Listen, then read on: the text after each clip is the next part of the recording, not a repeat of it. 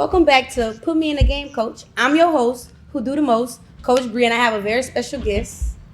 My name is Caleb George, or they call me Pop. And so, y'all see we have a different scenery today. So, Caleb, let's talk about boxing. Let's talk about, I know y'all have a fight March 29th in Plaquemine. Let's talk about that. Let's talk about that. All right. So March 29th, we got a fight in Plaquemine. Now, for this fight, I really want to do the same thing I always do. One thing I pride myself on as a fighter is people saying, I had so much fun, your fight was exciting, it was intense. So I like to bring action when I fight. So I want it to be exciting for the people. The ones who didn't saw me fight, who came to the last few fights, they understand how it went. Everybody can't wait. They hit me, I can't wait to see you fight. What was your last fight? When it was, a few months ago. I can't even remember the date exactly. Where you fought at? We fought at BRCC. We fought at BRCC. You won? Yes, ma'am. Okay. What they call you? What's your nickname in the ring? What they call you? They call me K-Pop. And see, I got that name, man. I got that name when I was a little kid. And some kind of way it keep on following me. I thought I'd be like, even when I came to box, I said, they ain't gonna know that's my name. Mm-hmm. And my uncle and them come to the fight, K-Pop, do something for me. And so now it didn't follow me. But I've been my name since I was a little bit of. Where you from? I'm from Baton Rouge. Okay, you're from Baton Rouge. Okay, so I know we've been talking about Ramadan. Tell me how you train through Ramadan, because I know you can't eat, you can't at a certain time. You can't drink, you gotta get up at 5 and pray. Ramadan is really, okay, so this is not my first time fighting during Ramadan. Mm. So I've been there, so I kind of got my process together. And secondly, the first thing I said, at 5 you get up and pray. So if you're not praying, you just on a diet. Put it like that. So when you get up and pray, that's gonna give you your strength right there. And after that, you don't think about it. If you think about it, your mind gonna play a trick on you. But if you just go in there, do what you gotta do, work how you supposed to work, and you just time your workouts. Like it was a time when I get up in the morning and do my workouts. Now I'll wait late in the afternoon. That way I go ahead and I'm gonna do my road work. I'm gonna do everything back to back to back to back. Mm-hmm. It's a little harder to do it like that, but you do it like that. That way, as soon as you finish, guess what? You can drink your water, you can replenish your body, be back ready to do it again tomorrow. Okay, so your weight class, what would they consider you as? A middleweight. Middleweight? That'd be 160 pounds. We weigh about the same thing. Okay, so what got you into boxing? So that's a layer question. So I feel like I always been a fighter in spirit, but if I had to say a person that was actually responsible for saying, come on to the gym, that was at the time where the mother of my child, her father and her uncle, I always watched boxing, big fan. He fought with Coach Tick, David Franklin. So we sit down, we watching boxing one day, and I'm sitting there, naive, you don't know nothing about boxing. I thought I could whoop some of these cats. You sitting there, you talking grease. I thought I could whoop some of these cats. He said, you think so? All right, let's see. He said, man, I'm finna call Tick for you right now. And so ever since then, I go in there. I ain't thinking I'm finna really do much. I go in there, punch the bag, Tick ain't even talk to me for about 2-3 months. I promise. And what he did, he put me on some footwork drills. And I remember vividly, it was January because it was cold. Mm-hmm. The footwork drill was outside, so I'm sitting outside every day doing the same drill. He said, I just wanted to see if he was gonna quit. Mm-hmm. I just wanted to see if he was gonna quit. So one day he was like, you want to spar? I'm like, yeah. I sparred heavyweight cat. Now mind you, I'm nowhere close to heavyweight. Heavyweight cat, Big Tony. So tell me heavyweight, what was their weight? That's 200 and up, anything past 200. Bust my nose the first time he sparred. Bust my nose, I'm bleeding. Crazy thing is, I called Coach, when we gonna get to spar again? He said, you wanna do it again? I'm like, yeah. So ever since then, I kind of just been invested with it. I just kept going from there. And as far as professionally, man, I would have to give that credit to one of my fallen brothers, Justin Thomas. They call him JT. He passed away. When I was in amateurs, man, JT used to always give me, words. He was like, little brother, you better than a lot of these boys out there. I'm telling you, brother, you can go and go pro. I was thinking, man, I'm just having fun with the amateurs. I just, want to give me the golden glove belt, which I did. Man, little brother, I'm telling you better than woo, woo, woo, woo. I'm telling you. I think you gonna be the one that get a belt. It ain't even gonna be me. This is his words. It ain't even gonna be me that get the belt for Tick. It's gonna be you. These words that he gave to me. So I'm like, after you pass, I'm like, boy, do what that boy say do. He say, go get it. So ever since then, my mind been on going get it from there. So you naming Tick a lot. Is that your trainer? Yeah, that's my trainer. Okay. That's my trainer, father figure, brother, everything, whatever you want to call it, friend. Yeah, okay. So how was your first fight stepping in the ring? Like, how did you feel? I know emotions kind of high. But to tell you the funny thing, my first fight, I lost. I lost. I went in there. I didn't understand weight classes at the time. I didn't understand that you're supposed to take your clothes off and get on the scale. None of that. So look, chick say, how much you weigh? I say, man, I'm probably about 174, 175, something like that. All right, I'm finna match up. So you match him with a guy that was 185, because 10 pounds different. So I give him the scale, I'm like 168. He like, nigga, you go fight. You go fight too. You should have told me what weight you weigh. You go fight. So I went in there. So the first round, I'm beating on the kid. I'm wailing on him. I didn't understand about. I ain't know about gassing out. I ain't know about gassing out. I'm beating on him. I'm talking about tearing them up. The whole first 2 rounds, I'm tearing them up. By the time we get to the end of the fight, I barely could walk. Lungs inflamed. I'm tired. I'm like, I can't even go. But again, learning experience. And after that, I figured out, man, that ain't your weight class. I went to my weight class, and then I went on a tear after that. So how many years you been boxing? Oh, man, I don't even know. You had to ask T. So, like, what's a typical day of training? Like, conditioning, sparring? So, typically, you want to, most fighters, typically, you're going to do your road work. Now, I normally do that in the morning. So, it's 3 to 5 miles, depending on what my goal is. Now, if I want to go real fast, I'm going to go 3 miles. I'm trying to attack the 3 miles and try to go. This is my goals when I run. If I'm doing 3 miles, I want to keep it 20 minutes or lower when I'm doing my 3 miles. When I'm doing 5 miles, I just want to finish the 5. I'm not really going for it because that's my time to loosen my body back up, do things like that. So I attack it in that way. Once you do your road work, you'll get into your skipping, your rope, your shadow boxing, your bag work, the usual stuff, abs, your core work. You can't forget about your core work. It's pretty much, no lie, people don't understand. Boxing is repetition. You're gonna do the same thing over and over and over. So if you ain't strong mentally, you'll be bored in the ring if you don't have that mental strength. Cause you're gonna do the same thing over and over and over. So that was my next question. Is like, how do you prepare mentally, like with a big fight? Any routines, any rituals you do? Like, what's some things you do before a fight? Like the day of? Yeah, like the day of. Like, you listen to music. Like, no, I don't listen to music. I actually listen to lectures the day before fights. I listen to sometimes Minister Nur Muhammad or Minister Willie Muhammad down in New Orleans. I cut them type of brothers on before I fight and let my cause you go on to war regardless. You can put that music on all you want to and give yourself a false sense of bravado, but at the end of the day, you got to go in there and go do that.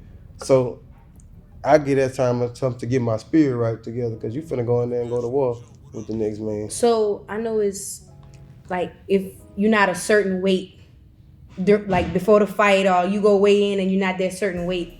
Did that ever happen to you before?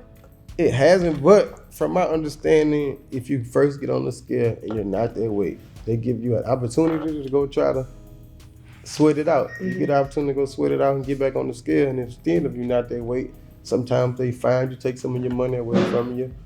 Or if you're just extremely large, then they'll just cancel the whole fight. Yeah, you're just extremely large. So let's talk about life outside the ring. This is gonna be like a little personal. So like, sex, can it mess up you fighting before or after? Like before the fight? Would you have sex before you fight? Not right before I fight. No, I wouldn't do that.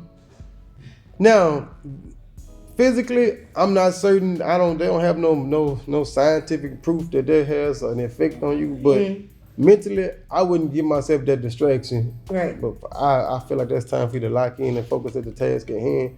It ain't going nowhere. You're gonna be able to get it when you finish or whatever. So, ain't no sense in doing that. So, do you have any other like career or passion outside of boxing? I have multiple. Let's talk about some. I have multiple. So first you said career and you said passion, but I'm gonna go passion first. So first and before everything, before fighting, before career, I'm a daddy. Mm-hmm. And I like to think I'm one of the best at it. I like to think I'm MVP, all that good stuff. As you should. I like to feel like that. But I'm a daddy, so I take pride in that part first. So that's the first job. Then I'm a science teacher. I teach 5th and 6th grade science. Ooh, that's the worst grade. I teach 5th and 6th grade science. Yes, they're my babies though. Coach football, basketball, and track. Okay. All year round I'm coaching. So you hoop? I did a little something. I never been a hoop. I was more of a football player. But when it comes to coaching, sometimes it ain't really who is good at the sport that know how to coach. It's what you can get them kids to believe. Because at the end of the day, man, my kids will run through that brick wall if I tell them. And that's what it's all about. They can. So that's all they want. They want to come play with Coach George. So yeah, come on. But that's my things. Coaching. All levels, because I coach from high school all the way to elementary school. Okay. And man, I have fun and I win. That's what we want. We want to win. So we was talking earlier about what's the little girl that go to Family Christian? Mary Warren. How was it like coaching her? She nice. She was MVP of what class? So she was the MVP of her district for Class C in high school. Only in the 7th grade. Mind you, she was on my elementary school team last year. So you can imagine it was kind of like, it's coaching a kid that talented sometimes could be difficult. And then it ain't just her, because I had a point guard, little Trinity Johnson. And where she go to school? She goes to East Iberville. Okay. In my heart, I believe that Trinity is probably going to be the #1 point guard coming out when she come out of high school. I believe that too. I really believe that. So coaching girls that's talented, sometimes you can hold them back, trying to keep them in the system too much, trying to keep them there. But coaching in my eye was more of coaching her emotions more than coaching her skills, because she real fiery. Mm-hmm. So you got to coach her more emotionally than you have to coach her skill. Basketball, she can hoop. She can go get it anytime she want to go get it. She can go get a bucket. But of course, with her being that talented, the fouls get a little harder.